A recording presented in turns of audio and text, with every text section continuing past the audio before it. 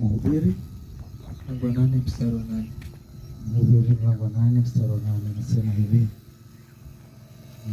hakuna mwenye uwezo juu ya roho aizuiaye roho, wala hana mamlaka juu ya siku ya kufa, wala hakuna kuruhusiwa katika vita vile, wala uovu hautomwokoa yule auzuiaye.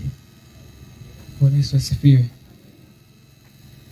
Ninamshukuru Mungu kwa mapenzi yake yenye yametendeka. Kiukweli watu walijitahidi, wazazi, madaktari, hata kwa maombi, lakini bado tu hakuna mwenye angeweza kuzuia, kwa sababu ilikuwa ni mpango ya Mungu, na yote ni kumshukuru Mungu kwa yale ametenda. Hatuwezi zuia roho, hatuwezi zuia, yeye ndiye anayeumba. Na nimemchukua kakangu, nashukuru. Mimi nashukuru tu, yangu ni hayo.